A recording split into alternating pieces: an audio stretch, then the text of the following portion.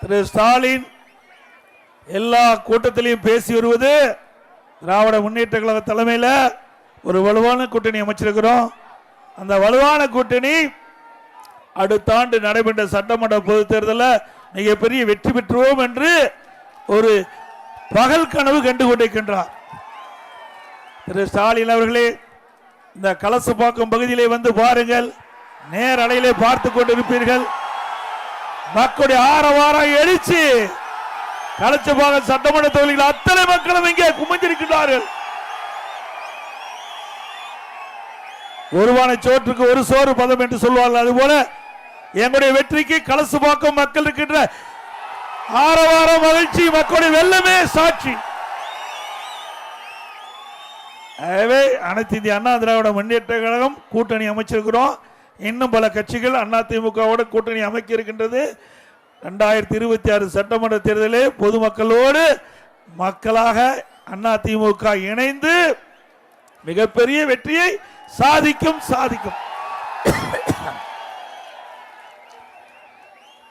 அனைத்து இந்திய அண்ணா திராவிட முன்னேற்ற கழகத்தை பொறுத்த வரைக்கும் மக்கள் தான் எஜமானர்கள். மக்கள் தான் யார் ஆட்சிக்கு வர வேண்டும் என்று தீர்மானிக்கக்கூடிய அதிகாரம் அளித்தவர்கள் மக்கள். அந்த மக்கள் இங்கே ஆரவாரத்தோடு எழுச்சியோடு காட்சி அளித்துக் கொண்டிருக்கின்றார்கள். இன்றைக்கு தமிழகத்திலே அனைத்து இந்திய அண்ணா திராவிட முன்னேற்ற கழகம் ஆட்சியை நீங்கள் ஒப்பிட்டு பார்க்க வேண்டும். திராவிட முன்னேற்ற கழக ஆட்சியை ஒப்பிட்டு பாருங்க. 2 ஆட்சியில் எந்த ஆட்சி சிறந்த ஆட்சி என்பது நீங்களே முடிவு செய்து நல்ல ஒரு முடிவை 2026 தேர்தலில் வழங்குங்கள். அனைத்து இந்திய அண்ணா திராவிட முன்னேற்ற கழகம் ஆட்சி இருக்கின்ற பொழுது மக்கள் ஆட்சி நடைபெற்றுக் கொண்டிருந்தது. அதிமுக ஆட்சி மக்கள் ஆட்சி, திமுக ஆட்சி குடும்ப ஆட்சி நடந்து கொண்டிருக்கின்றது. அதிமுக ஆட்சியிலே மக்களுக்காக திட்டங்கள் தீட்டி எல்லா இல்லங்களுக்கும் அந்த திட்டங்கள் போய் சேர்ந்து அதனால் மக்கள் நன்மை பெற்றார்கள். இன்றைக்கு திராவிட முன்னேற்ற கழக ஆட்சியில குடும்பத்திற்காக திட்டங்களை போட்டு இன்றைக்கு கோடி கோடியாக அந்த குடும்பம் கொள்ளையடிக்கிற காட்சியை தான் நாம் பார்க்கிறோம். இன்றைய தினம் திராவிட முன்னேற்ற கழகம் 565 அறிவிப்புகள் 2021 சட்டமன்ற பொதுத் தேர்தலில் அறிவித்தார்கள். இதுவரை ஒரு 10% அறிவிப்புகளோடு நிறைவேற்றப்படவில்லை. ஆனால் இன்றைய முதலமைச்சர் திராவிட முன்னேற்ற கழக தலைவர் திரு ஸ்டாலின் அவர்கள் 98% அறிவிப்பை நிறைவேற்றப்பட்டதாக ஒரு பச்சை பொய்யை முழு பூசணிக்காயை சோற்றில் மறைத்துக் கொண்டிருக்கின்றார். உண்மைதானே? அவர் கொடுத்த வாக்குறுதி நிறைவேற்றிருக்கிறதா? உதாரணத்துக்கு இது கிராமம் நிறைந்த பகுதி. 100 நாள் வேலை திட்டத்தை 150 நாளாக உயர்த்தப்படும் என்று அந்த தேர்தல் அறிவிப்பில் வெளியிட்டார, நிறைவேற்றினாராமா? அப்படின்னா பொய் தானே வாக்குறுதியில சொல்லியிருக்கிறாங்க, பொய்யான வாக்குறுதி தானே.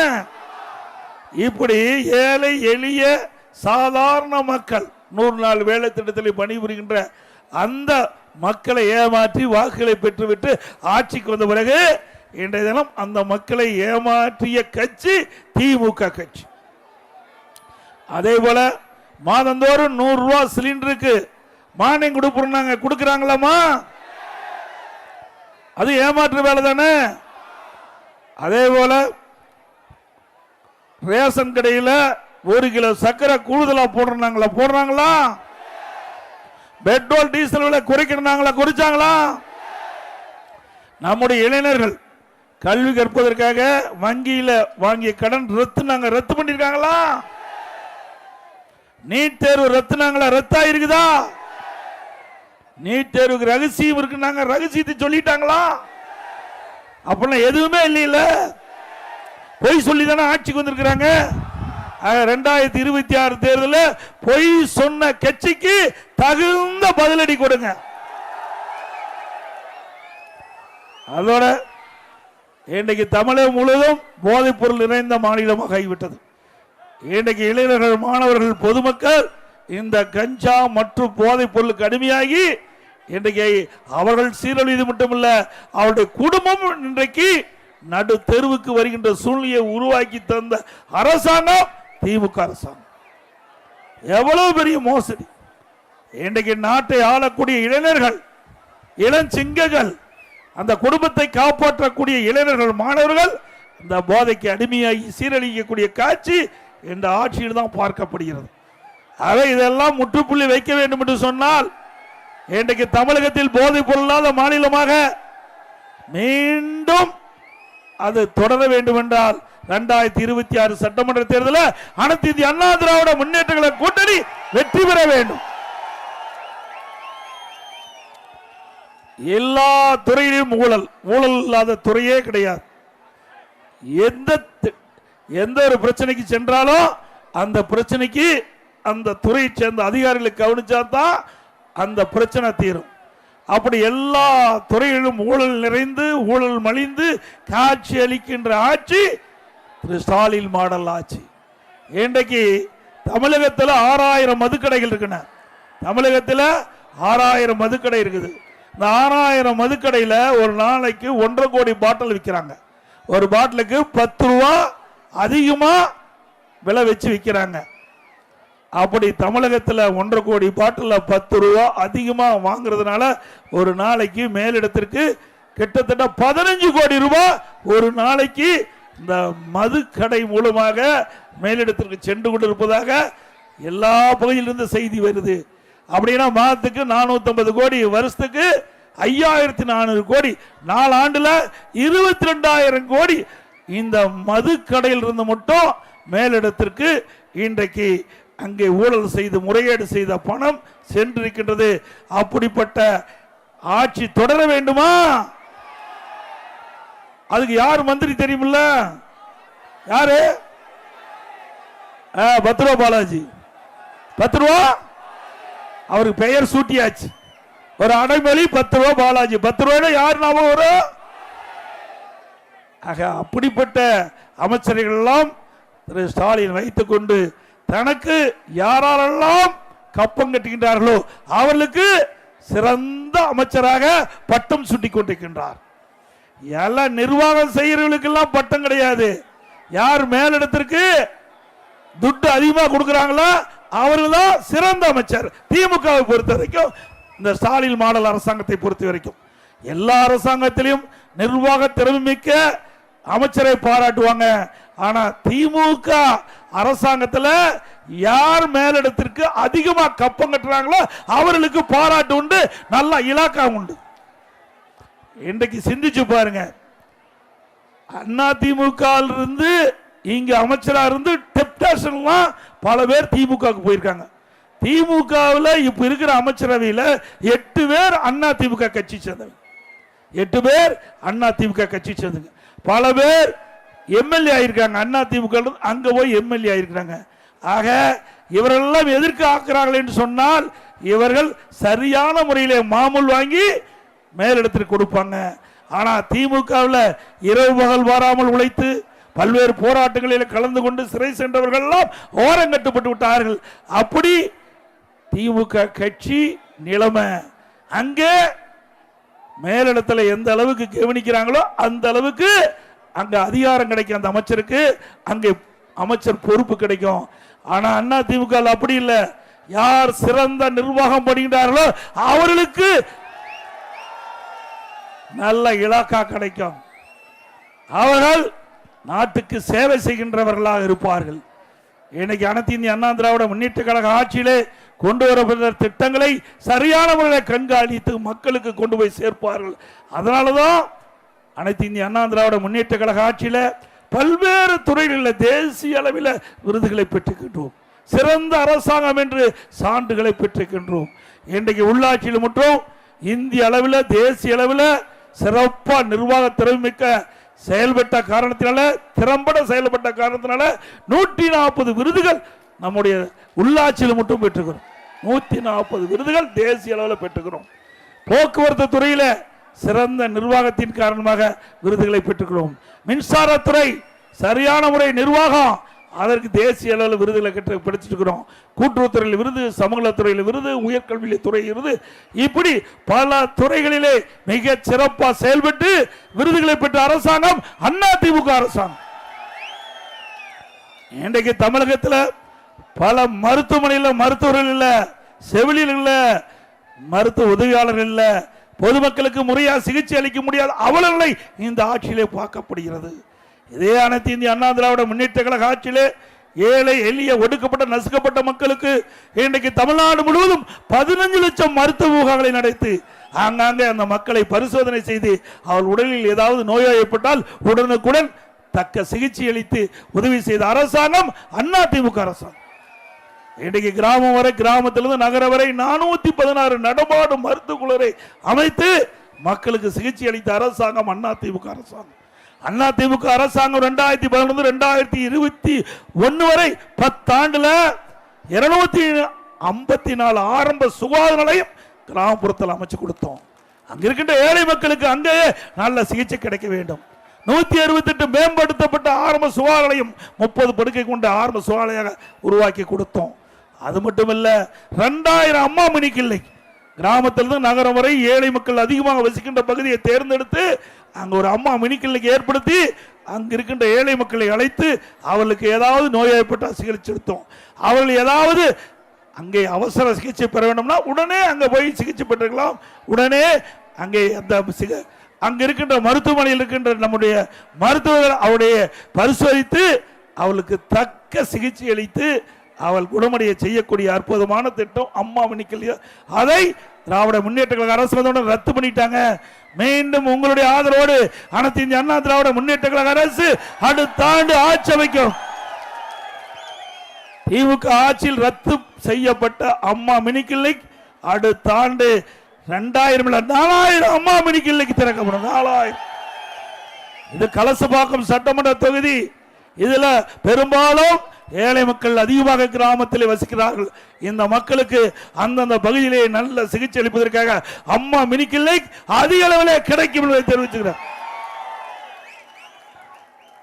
அதே போல இன்னைக்கு விவசாயிகள் நிறைந்த பகுதி, இன்னைக்கு வேளாண் பெருமக்கள் விவசாய தொழிலாளர்கள் அதிகமாக நிறைந்த பகுதி கலசப்பாக்கம் சட்டமன்ற தொகுதி. அந்த மக்களுக்கு அதிமுக ஆட்சியில் நிறைய திட்டங்களை கொண்டு வந்து நிறைவேற்றிக்கிட்டோம்.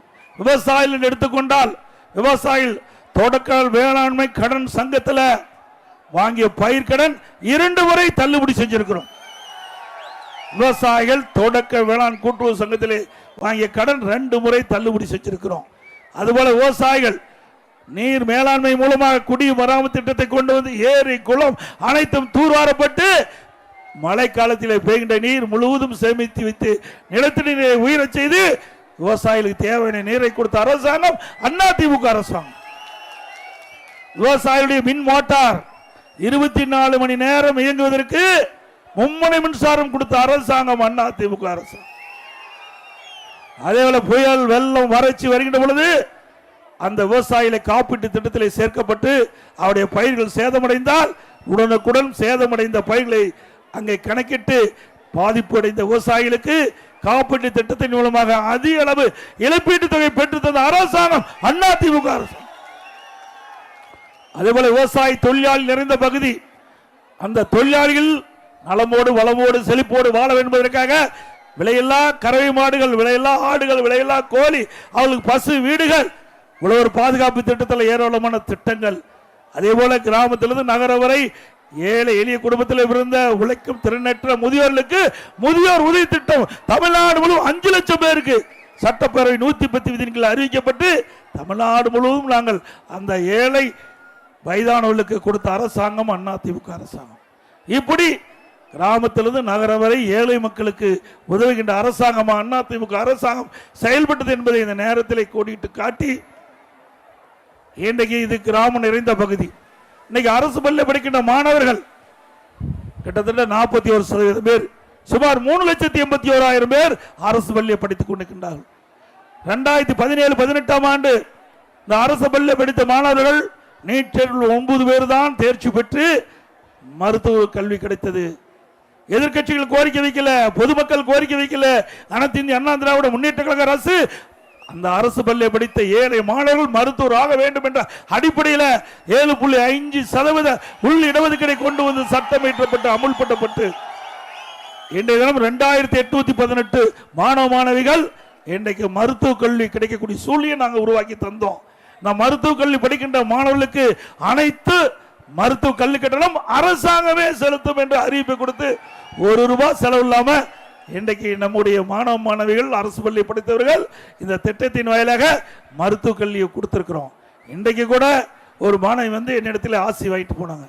இன்றைக்கு சனிக்கிழமை நினைக்கிறேன், சனிக்கிழமை தானே, சனிக்கிழமை இந்த மாவட்டத்தில் 9 பேர் இந்த மாவட்டத்தை சேர்ந்தவர்கள் இந்த 7.5% இடஒதுக்கீட்டில் தேர்வாகி கலசபாக்கம் சட்டமன்ற தொகுதியில் மட்டும் 9 பேர் கலசபாக்கம் சட்டமன்றத்தில் அரசு பள்ளி படித்த மாணவ மாணவிகள் 9 பேர் 7.5% உள்ளிட ஒதுக்கீட்டிலே தேர்வாகி இன்றைக்கு மருத்துவக் கல்வி கிடைச்சிருக்குது. அவருடைய கனவெல்லாம் மருத்துவராக வேண்டும். ஆனால் இந்த திட்டம் வந்த காரணத்தினால தானே இந்த ஏழைகளுக்கு இந்த ஒரு வாய்ப்பு கிடைச்சிருக்குது. இதுதான் அனைத்து இந்திய அண்ணா திராவிட முன்னேற்ற கழகம். பொன்மனச்செம்மல் புரட்சி தலைவர் எம்ஜிஆர் ஏழைகளை வாழ வைப்பதற்காக பிறந்து மறைந்தார். இதே புரட்சி தலைவர் அம்மா அவர்கள் ஏழைகளுக்கு ஏராளமான திட்டங்களை கொண்டு வந்து வாழ்நாள் முழுவதும் ஏழைகளுக்கு உழைத்து மறைந்தார்கள். இருவரும் தலைவர்கள் மக்களுக்காக வாழ்ந்த தலைவர்கள். அப்படிப்பட்ட இயக்கம், அவர்கள் தோற்றுவித்த இயக்கம், அம்மா கட்டிக்காத்த இயக்கம், அனைத்து இந்திய அண்ணா திராவிட முன்னேற்ற கழக இயக்கம் எப்பொழுதும் மக்களுக்காக பாடுபட்டுக் கொண்டிருக்கிறது. ஆட்சியில இருந்தாலும் இல்லாவிட்டாலும் அனைத்து இந்திய அண்ணா திராவிட முன்னேற்ற கழகம் மக்களுக்கு பிரச்சனை என்று வருகின்ற பொழுது அதற்கு முதல் குரல் கொடுக்கின்ற கட்சி அண்ணா திமுக கட்சி. அதே போல தாலிக்கு தங்கம் அண்ணா திமுக ஆட்சியில ஏழை குடும்பத்தில் பிறந்த பெண்கள் திருமண வயது அடைகின்ற பொழுது தடையில்லாமல் திருமணம் நடைபெற என்பதற்காக மாண்பு அம்மா அவர்கள் அற்புதமான திட்டத்தை அறிவித்தார்கள். தாலிக்கு தங்கம் 1 சவரன் திருமண உதவி திட்டம் 26,000 50,000 தமிழ்நாடு முழுவதும் 6 லட்சம் குடும்பத்திற்கு இந்த திருமண உதவி திட்டம் தாலிக்கு தங்கம் திட்டம் கிடைக்கப்பெற செய்த அரசாங்கம் அண்ணா திமுக அரசாங்கம். 1 சவரன் இன்னைக்கு 75,000 ரூபாய், 1 பவுன் இன்னைக்கு 75,000 ரூபாய்க்கு. அத்தனையும் ஏழைகளுக்காக கொண்டு வந்த திட்டத்தை ரத்து செய்த அரசாங்கம் திமுக அரசாங்கம். மீண்டும் அண்ணா திமுக அரசாங்கம் உங்களுடைய துணையோடு அமைக்கின்ற பொழுது இந்த ரத்து செய்யப்பட்ட தாலிக்கு தங்க திருமண உதவி திட்டம் தொடரும். அதே போல நம்முடைய சகோதரிகள் குறிப்பிட்ட நேரத்திற்கு வேலைக்கு செல்ல வேண்டும். அந்த பணி முடிந்தவுடன் வீட்டுக்கு திரும்ப வேண்டும்.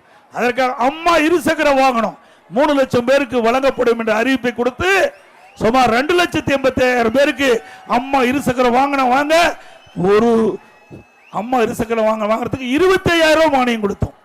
அம்மா இருசக்கர வாகனம் வாங்க ஒவ்வொருவருக்கும் 25,000 மானியம் கொடுத்து தமிழ்நாடு முழுவதும் 2,80,000 சகோதரிகளுக்கு அம்மா இருசக்கரம் வாகனம் வழங்கிய அரசாங்கம் அண்ணா திமுக அரசாங்கம்.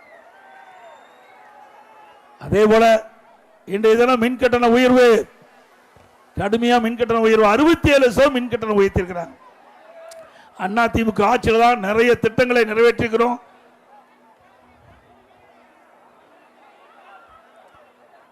இந்த கலசபாக்கம் சட்டமன்ற தொகுதி மட்டும் கலசபாக்கத்தை தலைமையிடமாக கொண்டு புதிய வட்டம் மற்றும் சார்நிலை கருவூலம் உருவாக்கி அதற்காக கட்டிடம் கட்டி தாலுகா அலுவலகம் கொண்டு வந்திருக்கோம். தாலுகா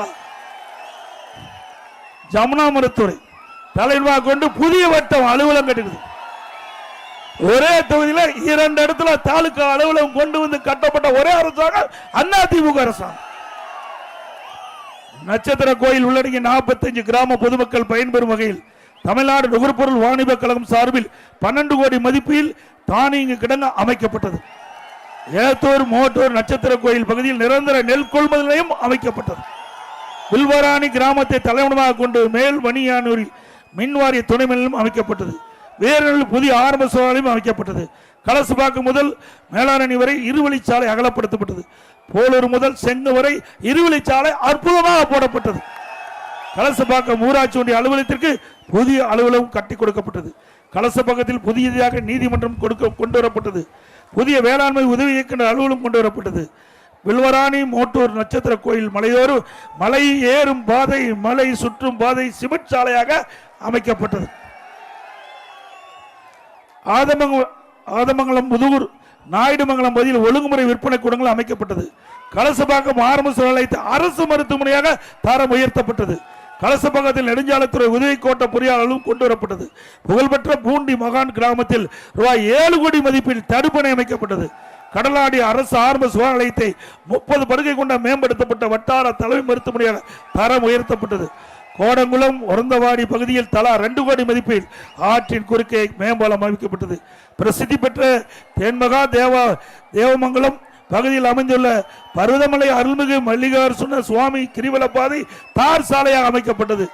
இன்னும் பல்வேறு திட்டங்கள் இந்த தொகுதியிலே நிறைவேற்றப்பட்டுகின்ற இந்த நேரத்தில் தெரிவித்து, இன்றைக்கு இந்த பகுதி ஏழை விவசாய தொழிலாளி நிறைந்த பகுதி, தாழ்த்தப்பட்ட மக்கள் அதிகமாக வாழ்கின்ற பகுதி. இந்த மக்களுக்கு அனைத்து இந்திய அண்ணா திராவிட முன்னேற்ற கழக ஆட்சி அமைந்தவுடனே அற்புதமான காங்கிரீட் வீடு கட்டி கொடுக்கப்படும். வீட்டுமனை இருந்தா அந்த வீட்டுமனையிலே கட்டி கொடுப்போம். வீட்டுமனை இல்லாத அந்த ஏழைகளுக்கு அரசாங்கமே அதற்கு உண்டான வீட்டுமனை இடத்தை வாங்கி அற்புதமான காங்கிரீட் வீடு கட்டி கொடுக்கப்படும். அதோட ஒவ்வொரு தீபாவளியும் வருகின்ற பொழுது அனைத்து இந்திய அண்ணா திராவிட முன்னேற்ற கழக ஆட்சி அமைந்தவுடனே நம்முடைய பெண்களுக்கு, நம்முடைய சகோதரிகளுக்கு, தாய்மார்களுக்கும் அற்புதமான சேலைகள் வழங்கப்படும். தீபாவளிக்கு கொரோனா காலம் 12 மாதம் வேலை இல்லை மக்களுக்கு. அப்படிப்பட்ட காலத்தில் விலைவாசி உயர்ல, ரேஷன் கடையில் அந்த ஏழை மக்களுக்கு 1 வருடம் அரிசி, சர்க்கரை, எண்ணெய் விலை இல்லாம கொடுத்தோம்ல. அதுவும் இல்லாம தைப்பொங்கல் என்று எல்லா குடும்பத்துக்கு 2500 ரூபாய் பொங்கல் பரிசு கொடுத்தோம். அந்த காலகட்டத்தில் பள்ளியில் திறக்கல, 1 வருஷமா கல்லூரி திறக்கல. கல்லூரி மாணவர்களுக்கு ஆன்லைன்ல வகுப்பு நடத்தணும், ஆன்லைன்ல தேர்வு நடத்தணும். அவர்கள் ஓரளவு தேர்ச்சி பெற்று போனாங்க. பள்ளியில படிக்கின்ற மாணவர்கள் ஆல் பாஸ் போட்டது அண்ணா திமுக ஆட்சி. மக்களை காப்போம், தமிழகத்தை மீட்போம். மக்களை தமிழகத்தை மக்களை தமிழகத்தை மக்களை தமிழகத்தை பை பை ஸ்டாலின். நன்றி, வணக்கம்.